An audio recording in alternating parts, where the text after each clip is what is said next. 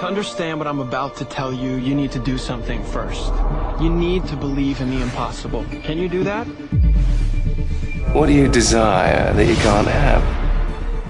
Now you should at least give a brother a moment to say something heroically clever. You're the boy from the circus. So I have this thing with rolls. There's about a dozen ways that I could stop you right now. But I don't think I have to. The staff chose me, and I choose you. I started up a security firm. Finally, a superhero team I can actually get behind. In the future, my friends may not be heroes, but if we succeed, they will be remembered as legends. Welcome to the DCTV report for the week ending Saturday, July 18th, 2020. I'm Little Eddie O'Hare, aspiring professional fanboy. And I'm Sarah Netzley, academic by day, writer by night.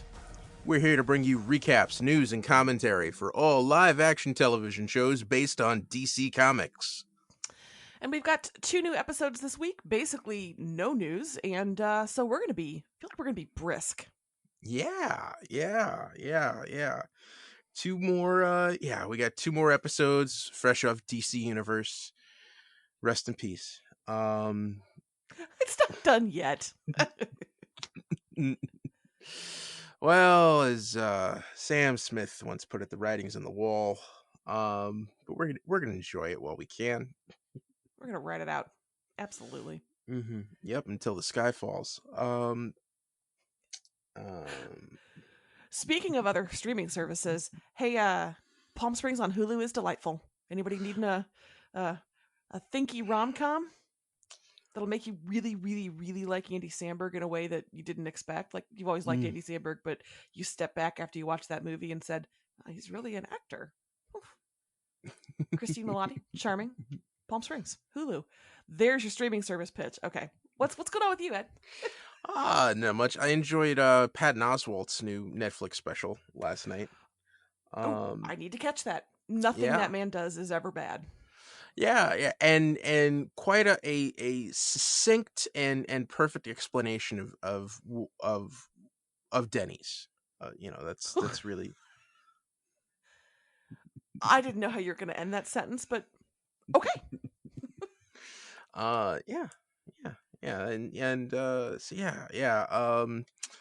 Doing that. Preparing next week. Bill Sweeney and I are going to be recording another episode of Ed Bonds with Bill, which is a bonus podcast you can get if you subscribe to our Patreon, patreon.com/Wicked Theory. Our most recent episode was the 1954 Casino Royale episode of Climax, which was a live teleplay that you can read about in your media studies textbooks. I still can't believe that's the title. That's all. It was naive time. It was you had names like Climax and Suspense and Terror. So I guess it made things easier for everybody. Yeah, naming was not hard then. No. Far less trademarks and copyrights to wade through. And we've got some DC TV stuff to dish up. Is there any other stuff going on? You're almost done writing another book, right? Yeah, I was just kvetching to Ed how very tired I am. Yes, I am in the final draft stage of book 4 of my series, and I have to get it off to my editor by next week. So I'm in that final push. This is where I start wordsmithing and start questioning everything I understand about how to word. Why don't I know better words? Why do I use the word just 5,000 times? It's this. I'm in the self-doubt phase. It's fun. It's gonna be great around here. It's gonna be great. It's gonna be lit. You're gonna be fine. Yeah. You're gonna be fine. I'll get through it. All right, Sarah. You ready to dive into the episodes? Yeah, please. All right. First up is Stargirl, Season 1, Episode 9, Brainwave. Henry Jr. watched a bunch of VHS tapes of his dad talking about using his brain powers and being a psychopath. Courtney and Pat's decision to reach out to Henry made Yolanda and Rick very upset.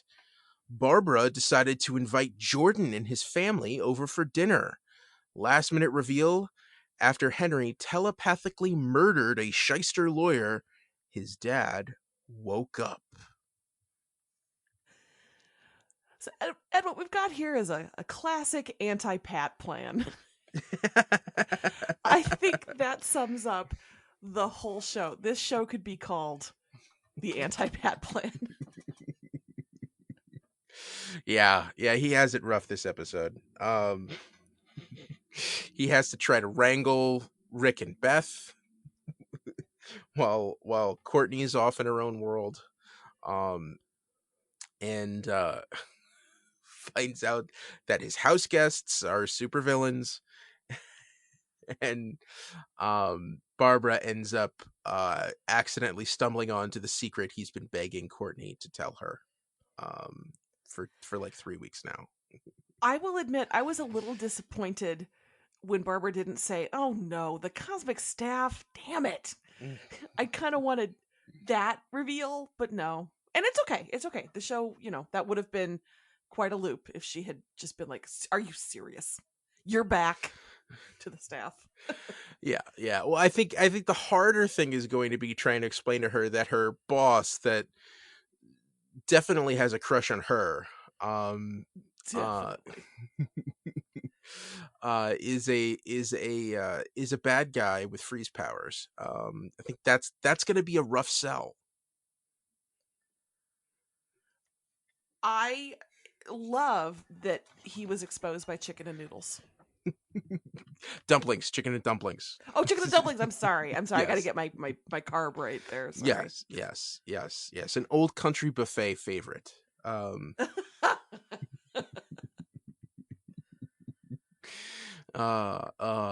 Countless Sundays I spent with my grandfather, who lived in New Jersey, about an hour away from us, but we'd visit him every single Sunday and take him out for lunch. And one of his favorite spots was Old Country Buffet, and specifically the dumplings.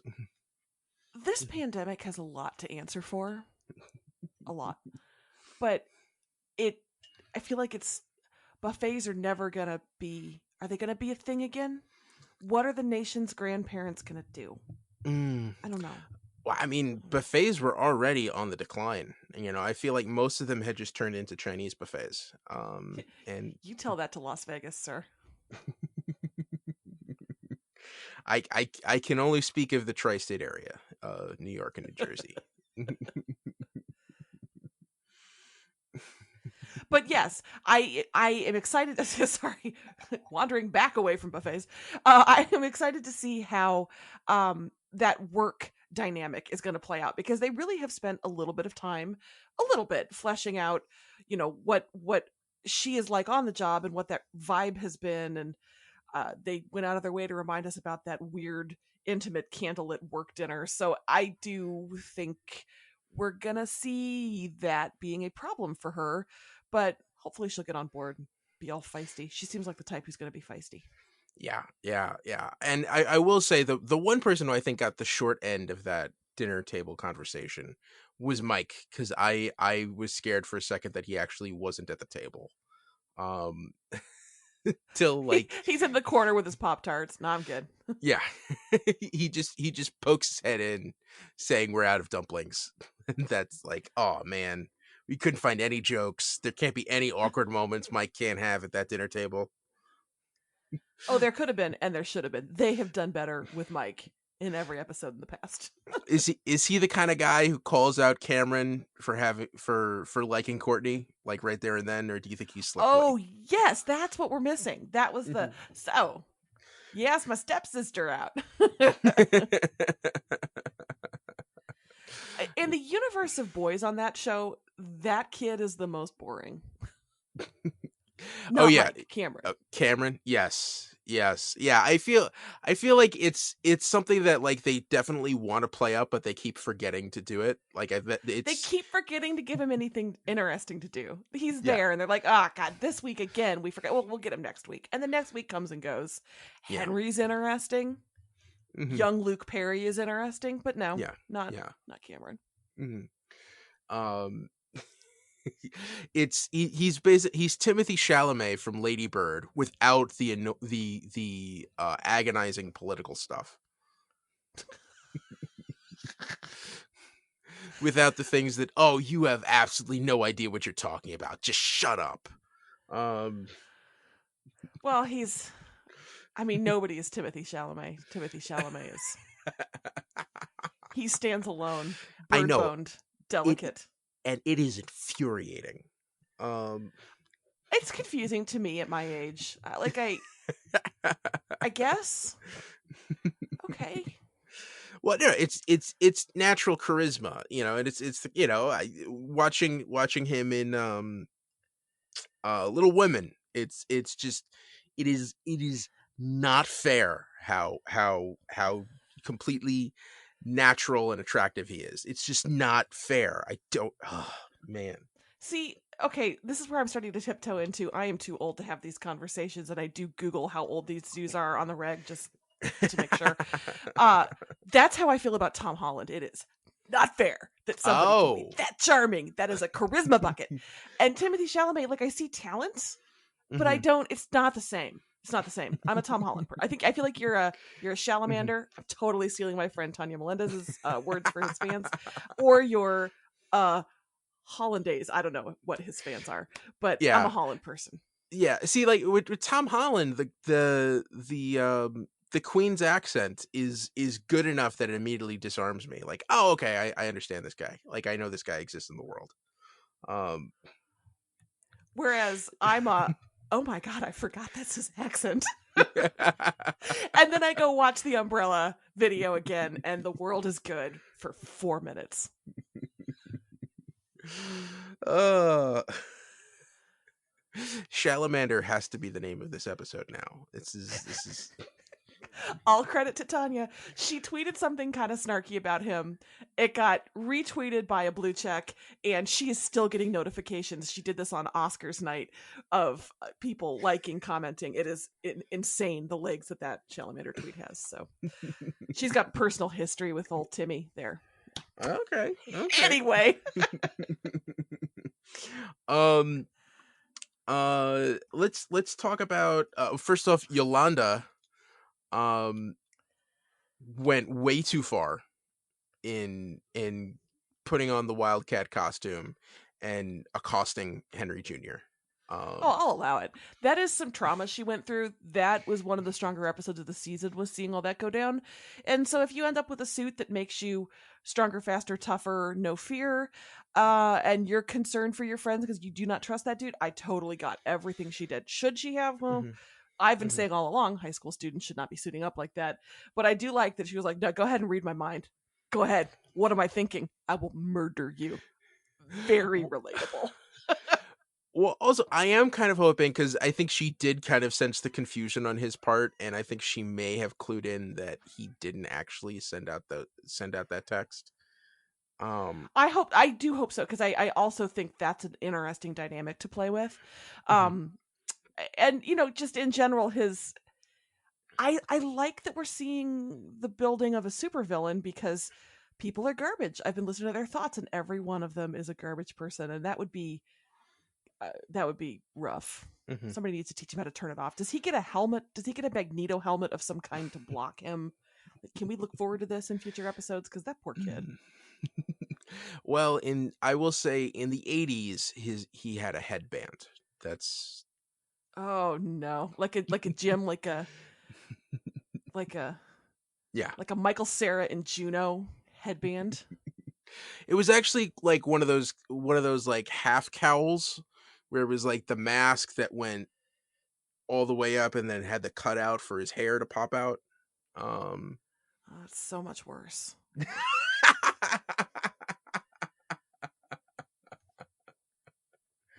Yeah. yeah, and it was a red and blue motif on the costume. Um, yeah. I should just go on DC Universe and read issues of Infinity Inc. and you will learn all about where these characters originated in the comics. Okay. I will say, Breck Bassinger had, I think, some amazing acting when she, in her scene with Henry, where she basically came clean and said, "Hey, like this is what we're doing. Um, I think you can do some good. Talk to me when you're ready." Yeah, that and that's I think they have been building up to this.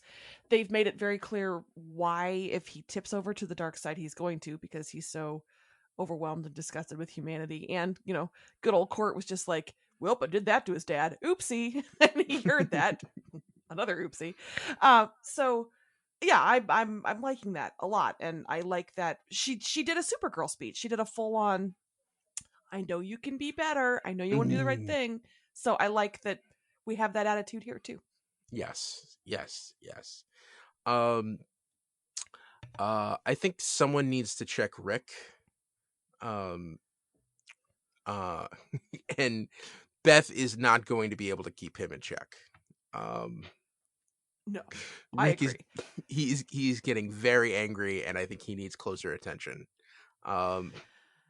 Look, if they want to give us the flip flop and Rick is completely bad and Henry's on the good guy's side by the end of the season, that would be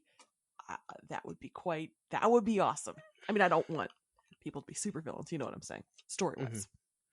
Yeah. And I think someone needs to teach Rick finesse. I think he's a bull in a china shop right now, and he's looking for somebody to hit. And yeah. So, so some really interesting character tensions going through this episode. We've already talked about um Jordan, basically the McKents meeting the Whitmores. We've talked about some of the background stuff. Let's talk about the grandparents just openly slinging crap in another language at that table. A+ work. And that is a thing. That people from other countries who know other languages do. I have seen it, especially working in retail. You get a sense as you're talking to someone about their computers that they're completely bad mouthing you in another language, and it always made me feel very uncomfortable because I can't really call those people on it.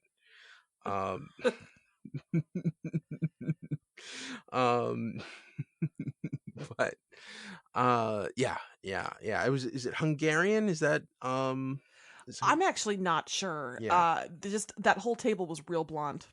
Yes.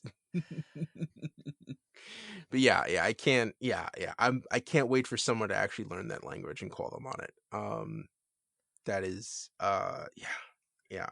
That's your blessing? Yeesh. Yeah.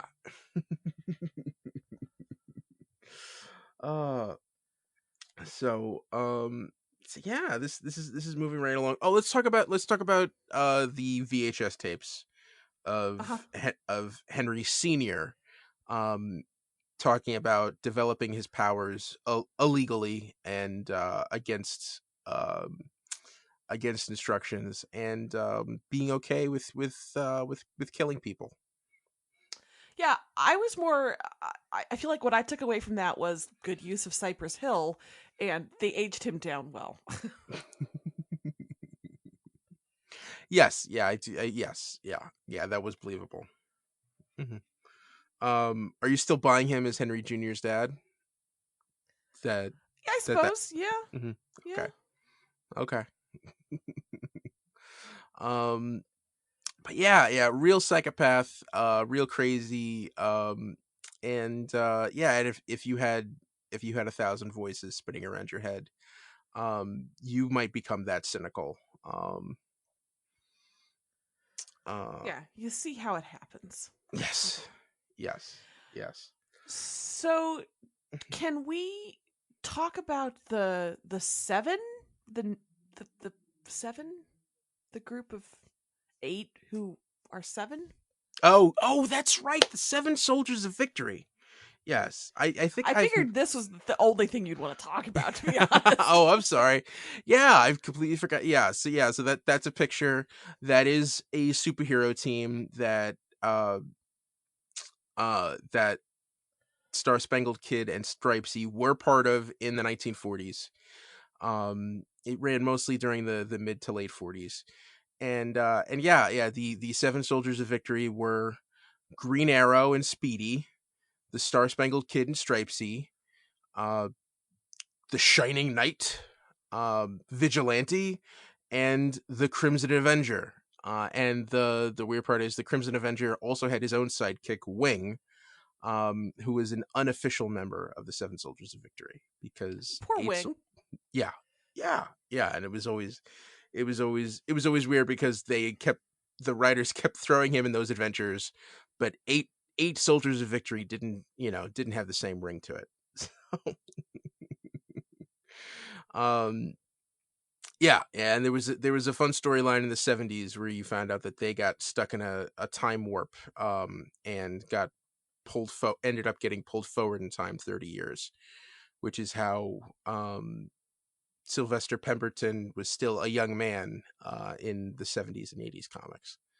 Kind of how they explain that away, and also how Pat could have been a superhero in the 40s during World War II and still been Courtney's stepdad in the late 90s. Yes.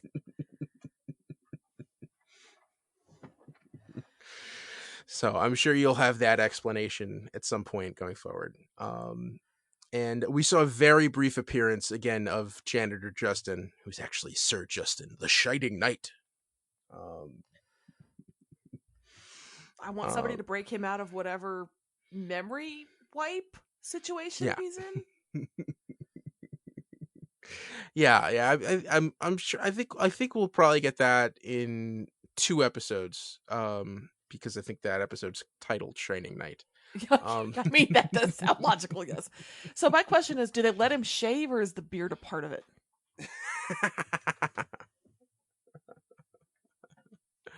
I mean, the Shining Knight classically was clean shaven, so I mean, then makeover. Yeah. Yeah. I'm excited to see how they handle that, how they explain the time travel elements. That's the character. More interesting with the confirmation in that picture, we saw that this Earth did have a Green Arrow. The Robin Hood, yes. And that's old school Green Arrow comic styling, yeah? Yes, that is the Golden Age Oliver Queen. And Roy Harper is Speedy. So, do you think we'll get a flashback episode to see those guys? If we get a season 3. Oh, okay, season 3. Okay. Oh, I don't know if you just heard that barbecue is under the chat. Ah, okay. All right. Is there anything more that you think we need to cover for this episode? Nope, no news, and I don't even. Oh, Courtney threatening to kill her dad from a cell like that was metal. I will kill you. Ooh, okay, that's not a way to get yourself let out. That's not. They're gonna keep you locked up in there if you keep doing that. Yeah. All right. Moving on to, and there was no news for Stargirl, right? Correct. Okay. Moving on to Doom Patrol. Season 2, Episode 6, Space Patrol. Larry welcomed the pioneers of the Uncharted home from outer space. Dorothy stole the Pioneer spacecraft and headed to the moon, with Niles and Cliff tailing her. Rita went to her first rehearsal of Our Town and learned that the show was actually an account of the horrors the community had experienced at the hands of the Doom Patrol. Vic scanned Ronnie's scars and learned that the tech poisoning her was built by Star Labs. Last minute reveal, the chief thanked Cliff right before ejecting him out of an airlock into the vacuum of space. Okay, why does the chief always have to be the worst? Like, Cliff didn't... Poor Cliff. Yeah, poor Cliff. Poor Poor Cliff. He did all the legwork on getting Dorothy to come to the capsule. I mean, really, just that all that moment talking about missing his daughter. And what thanks does he get? I ask you. Ejected out of an airlock.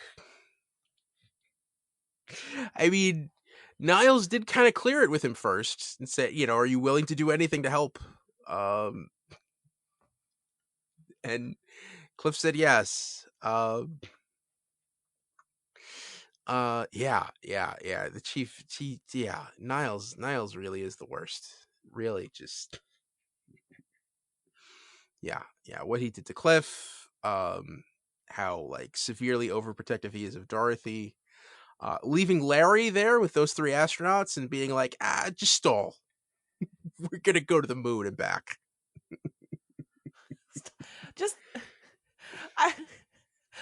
Oh, you need a spaceship? I got that. Hang on. Let's just pop out to the garage. We got it. Has this been here the whole time? Yeah. Of course it has.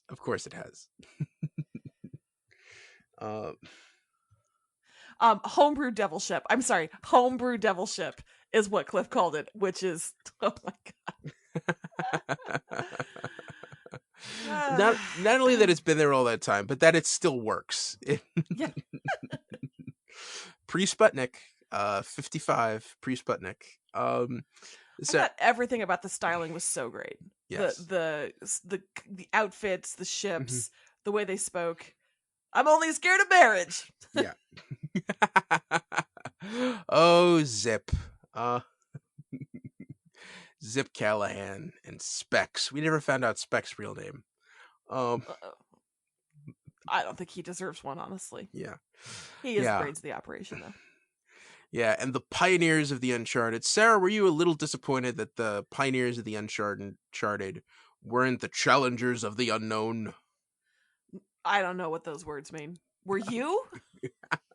I thought for a second they might be the challengers of the unknown, which is a group of heroes co-created by Jack Kirby, and they were these 4 white guys in matching purple outfits who would go on adventures, finding different space aliens and rock monsters and all different kinds of things. For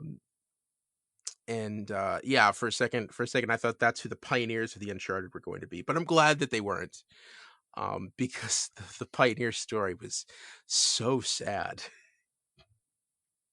Finding out that Zip and Specs were dead and that Valentina or Moscow had the same negative spirit radiation that Larry has, even though she's learned to control it much easier than he has, and that she came back just to bury Zip and Specs.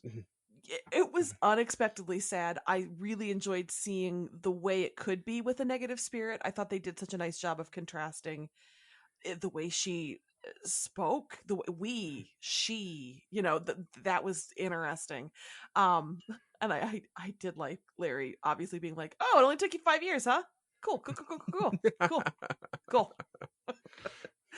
But yeah, that was really those poor dumb boys. If any fruit grows here, don't eat it.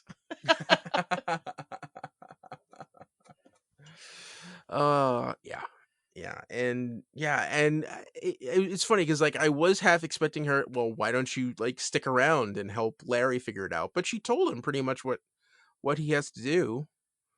He has to become one with the spirit, and that'll help him learn to control it. Will it get to that point? Will we see Matt Bomer in the present? Do you think that's ever going to happen? I mean, for the sake of people who appreciate aesthetic male beauty, yeah, I hope so. Just saying. Dirty bandages are one thing, but obviously that would make him too happy and at peace with himself. So no, we're never going to see it. That's not what this show is about. But yeah. But no, she was great. I liked her self-possession, and just the thought of all the time she spent with those two spores. Poor thing. Yeah. And speaking of coming to terms with yourself, how weird was it to see Rita give direction to an actress playing Rita? I have found my nemesis. I love her dawning horror as she realized what was happening. And then that actress has her pegged so well. And oh, poor Rita. As always. Poor, amazing Rita.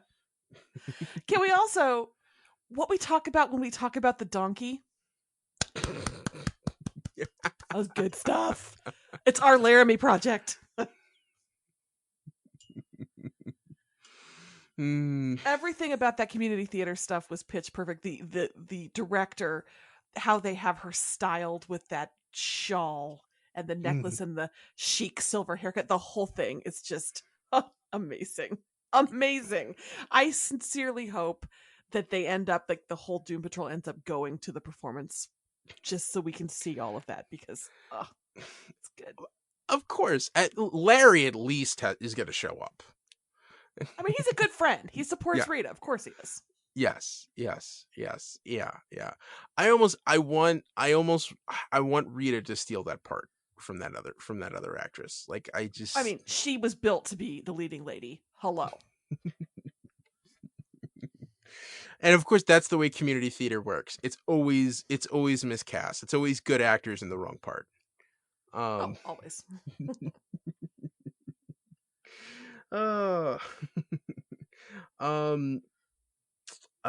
Vic and Ronnie. Is Vic overstepping with his dad, or is his dad just finally, confirming how much of a jerk he is?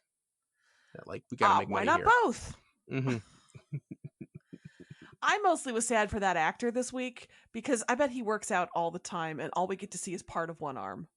Like, he's got to be hitting that gym 3 times a day, and then they just cover him up with what I assume is plastic, unbreathable plastic. Poor guy. Yeah. But yeah, no, I was glad to see those two still working together. I like, anytime you bring up Star Labs, I'm just happy because, Star Labs. So, but yeah, his dad remains challenging to warm up to. Yeah.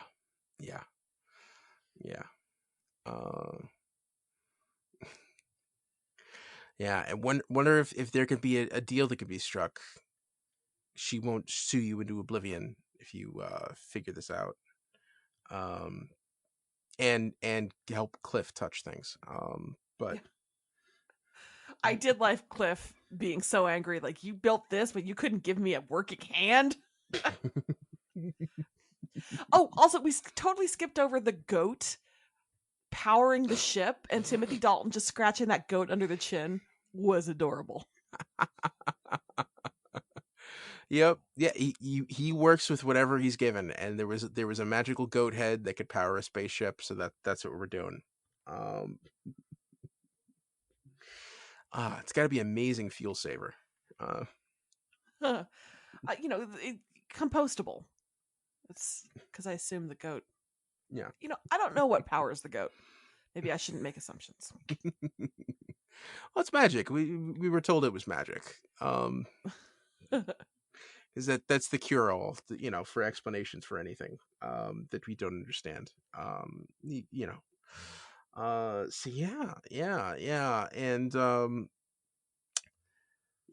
so Dorothy decided to come back.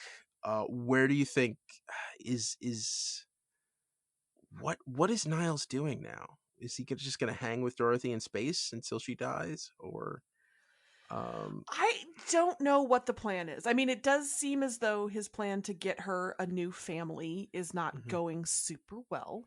So, but he's got to know that at some point, he'll die on that spaceship, and then what? Of course, she got herself out there. I guess she can get the spaceship back home if she wanted to. We'll see. Yeah. All right. Any news for Doom Patrol? An interview with Abigail Shapiro, who plays Dorothy, on Insider.com. The actress has cleidocranial dysplasia, which can affect the development of certain bones and teeth, and so it required some procedures when she was younger.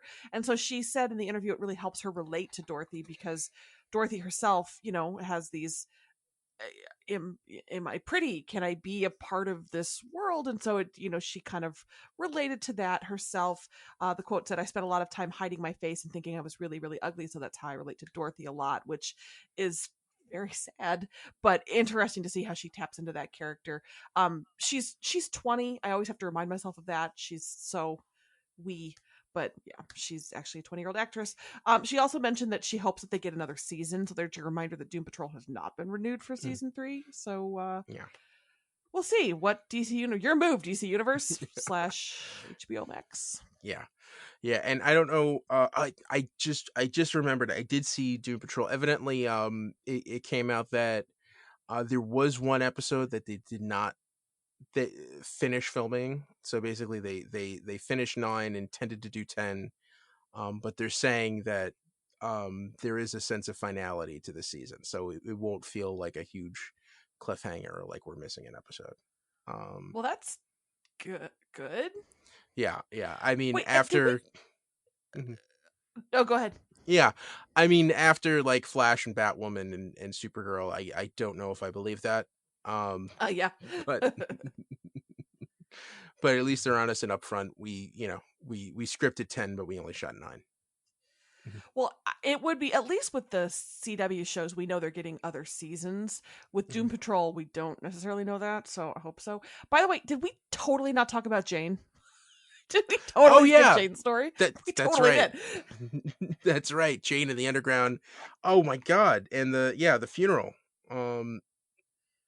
Did I left that off of the recap. I'm so sorry. This anti-Jane bias will not stand, sir. Oh man. So Jane stopped the underground was holding a funeral for Baby Doll, and Jane tried to stop it, and in the end Miranda came out of the well and said, no, they're going in the well, and I'm going upstairs, and I'm taking over upstairs. So we got to see Miranda take over Kay's body. So I think this is setting the stage for some interesting things. This felt like a sort of a waypoint, and then I assume Jane's story is going to be a little more central, perhaps, moving forward next episode or so. We'll see. Yeah, and she is coming for Dorothy. Like this is straight up revenge. This is going to be scary. Yes. Yeah. All right. Okay, that's all. All right. So let's get to news for the show. Okay, such as it is. Let's start with Justice League Dark. Justice League Dark music. HBO Max. Sketchy. This is all sketchy, but it's fun, so we're going to talk about it. Bounding into Comics, not known as a bastion of, reliability and fact-checking, is reporting that the cast of Justice League Dark could include a couple of characters I had never heard of before. One of them is Man-Bat, and one of them is Detective Chimp. Well, Man-Bat, Sarah, you know Man-Bat. That's the Batman villain. Kirk Langstrom takes a formula and turns into a giant human-sized bat. Was that the character from the first episode of Batman the Animated Series? No. Yes. Okay. Yeah, Yes. I know Man-Bat. Okay, continue. Yes. So that's Man-Bat. So that's fun. But Detective Chimp, Sarah, do you know who Detective Chimp is? I mean, I can make some guesses, but no, I really don't. So he's a talking chimpanzee who dresses up in a trench coat and fedora and investigates supernatural phenomenon. He's an actual chimp. That's a detective. So it's very truth in advertising. Oh yes. As the best comic characters always are. Do they fit the Justice League Dark vibe, do you think? Yeah, actually, yes, that's the short answer. Detective Chimp was also part of a group in the pre-Justice League Dark era called Shadow Pact, which is part of an event called Day of Vengeance. And he was like a key member of that, which included characters like Enchantress, Ragman, but yeah, Detective Chimp definitely in that world. Man Bat would be, I mean, he's definitely a darker character. Not traditionally, I would think of Justice League Dark, but I think he would fit right in. I mean, if you're going to do Justice League Dark proper, if you're going to do it correctly, the way it is in the comics, you need to have John Constantine and Zatanna, because there is ongoing sexual tension between those two characters, as they jockey for leadership positions. And but yeah, all the other side characters you could have Black Orchid, you could have Dr. Mist, Swamp Thing, of course, Deadman. You could probably, have Dr. Fate or the Spectre show up at some point. But yeah, Detective Chimp and Man Bat, I could definitely see being part of that group. Well, just a reminder, this is not from any kind of source that we usually rely solely on, but it was just too weird and funny to not mention, especially on a week when we have very little other news. Yeah. So. Yeah. Also, the Phantom Stranger. I mean, you could really just pull in Phantom Stranger, Blue Devil, and Swamp Thing, all from the Swamp Thing series, and just kind of like fold that in. If that's the way that. Hear me out. Just reboot Swamp Thing. Just give us, just bring them all back. Yeah. Let's get season 2 of Swamp Thing. Yeah, let's do that. More on that next fall. Yeah, coming. More news to come. All right. What's was there any real news that happened this week? Last bit of news, a little more real, is for Lucifer. And that is, we have a season 5 trailer that tells you everything. Yes. Maybe don't watch it. Huge spoilers. Skip ahead if you don't want to know the contents of this trailer. But yeah, I think... we'll give you a little Yeah, skip ahead to the winner of the week in the time codes. But yeah, I think you'll just rip the Band-Aid off right now. So we found out that Lucifer's back, but no, it's actually Lucifer's twin brother, who happens to be Michael the Archangel. Yeah, sure. As a watcher of Supernatural, I'm familiar with Michael's work. I am hoping that this is a review. I'm sorry. Not as a reader of the Bible. Not as someone who's gone to church every Sunday for their entire life. Yeah, Lutherans don't really go in for all the angel hierarchy. It's not really our jam. So, I am hoping that this is a plot line that is revealed and resolved within the first 2 or 3 episodes, because otherwise they really did. I would love to have seen that reveal played out unspoiled. Loved it. And so I am hoping that this is one of those reveal it real fast things, because otherwise I feel like they've taken away some enjoyment and some surprise from that season, especially because it's not like Lucifer is a new show. They're not trying to say, hey, come watch Warrior Nun, right? Nobody's heard of that. But they're saying, come watch the 5th season of this show. So they didn't need to give away. All they had to do was be like, Chloe's back. Here's Lucifer. Yeah. Hey, Detective Douche. And people would tune in, I think. So why did they give away so much? I don't know. I don't want to question our Lord and Savior Netflix, but whatever. What do you think? Yeah. I feel like I've already seen the first 4 episodes, and we're only getting 8. Yeah. So, nice job, Netflix. Jeez, Netflix. But like, please give us the show. Please give us the show. August 20 something on that, right? Yeah, August 21st. Yes. Mm-hmm. Exciting. Yeah, it's exciting. All right. Cool. And that's it for the news. Which means now it's time for our winners of the week. And yeah, so I'm gonna come straight out and say it. My winner for this week is chicken and dumplings. I feel like I've been falling back a lot on food lately, but if you're gonna think of a dinner to cook, it's not the obvious choice, but it's something that does seem very hearty and wholesome.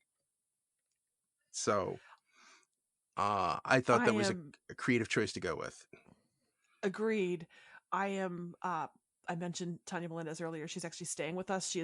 We've done our COVID test and she's joined our pod, and I'm going to leave this room and march out there and see if she knows any good recipes for chicken and dumplings, because she is cooking and keeping us alive right now. So that was some suggestive sell, like even stronger than Pop-Tarts. I was like, oh God, that sounds really good. Yeah.